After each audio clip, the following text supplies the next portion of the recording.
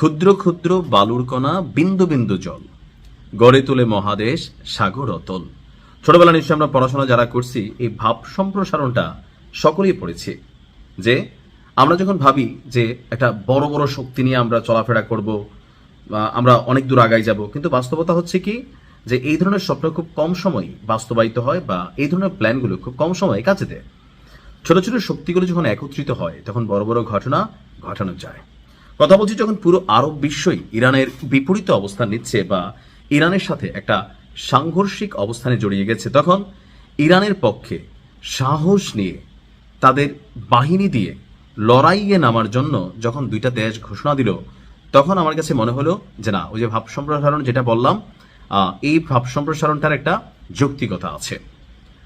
আরবের শক্তিশালী রাষ্ট্রগুলো নিশ্চয় কার্যত কোনো ভূমিকা রাখছে না, কিন্তু আপনি দেখেন অনেকটা বিধ্বস্ত রাষ্ট্র ইরাক, অনেকটা বিধ্বস্ত রাষ্ট্র ইয়েমেন। আজকে ইরানের যিনি নতুন নেতা নির্বাচিত হয়েছেন তিনি একটা সুসংবাদ দিয়েছেন, আর এই সুসংবাদটা হচ্ছে কি, ইয়েমেন এবং ইরাকের যোদ্ধারা, যে সকল যোদ্ধারা আছে তারা ইরানের এই বিপ্লবকে সমর্থন করে, আর নির্দেশনা পেলেই তারা তাদের অ্যাকশন শুরু করবে। যারা আমার নিউজগুলো নিয়মিত দেখেন তারা সকলেই জানেন যে ইরান একমাত্র রাষ্ট্র আরব রাষ্ট্রগুলোর মধ্যে অনেকটা আমেরিকান স্টাইলে তারা চলাফেরা করে, লাইক রাশিয়ার মতন। আমেরিকা যেমন আরব সহ পৃথিবীর বিভিন্ন দেশে ন্যাটো বা বিভিন্ন জোট বানায়া তাদের সামরিক বাহিনীগুলোকে লালন পালন করে, তো তদ্রূপ একমাত্র রাষ্ট্র হচ্ছে ইরান, যারা আশেপাশের রাষ্ট্রগুলোতে নিজেদের অনেকগুলো যোদ্ধা টিম তারা লালন পালন করে, এমনকি সেখানে সামরিক বরাদ্দ, বিভিন্ন ধরনের সাপোর্টিং ইস্যু সবকিছু তারা প্রোভাইড করে। তো এর মধ্যে ইরাক এবং ইয়েমেনের কথা তো জানেনি, প্রচন্ড লেভেলে সেখানে তাদের একটা সাপোর্টিং শ্রেণী আছে, এমনকি একটা যোদ্ধা দলে আছে।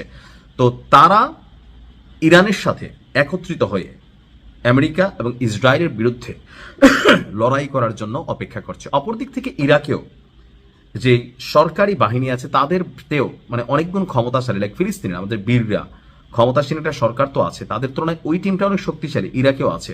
তো ওই যোদ্ধারাও অপেক্ষা করছে। আমাদের নতুন সর্বোচ্চ নেতা বলছেন যে এই দুই দেশের প্রতিরোধ যোদ্ধারা তাদের দায়িত্ব পালন করবে, তাদের যে গোষ্ঠীগুলো আছে তারা এই যুদ্ধে ইরানকে সহযোগিতা করতে চায়। এমনকি তিনি বলছেন যে এর আগেও ইরানকে আপনার এই সামরিক বাহিনীগুলো নীরবে অনেক সাপোর্ট করেছে, আর এজন্য তিনি তাদেরকে ধন্যবাদ জানিয়েছেন। তিনি বলছেন ইরান যখন আক্রমণের শিকার হয়েছে তখনই এই বাহিনীগুলো, তাদের এই মিত্ররা পুরো শক্তি নিয়ে আপনার ইরানকে পরাধীন হওয়া থেকে বা বিভক্ত হওয়া থেকে রক্ষা করেছে। তো আমি যতদূর নিউজগুলো দেখছি যে এই দুইটা দেশ সামরিক দিক থেকে খুব বেশি শক্তিশালী না, বাট যখন একত্রিত হয়ে অ্যাজ এ টিম ওয়ার্ক করে তখন কিন্তু ইরানের সাহস শক্তির অনেক গুণ বেড়ে যায়। কারণ এখানে সাগরকে কন্ট্রোল করার জন্য ইয়েমেন বড় একটা ভূমিকা রাখছে। বীরদের যুদ্ধে দেখছেন যে ইসরায়েলের হাইফা বন্দর থেকে শুরু করে অনেকগুলা আরব সাগর, মধ্যপ্রাচ্য সাগর সবগুলোকে তারা কন্ট্রোল করছে। এমনকি সারা পৃথিবীর পশ্চিমা রাষ্ট্রগুলোকেও অনেকভাবে তারা বোঝানোর চেষ্টা করছে যদি কোনো রকম অ্যাকশনের সুযোগ হয় তাহলে আমরা কিন্তু খেলবো।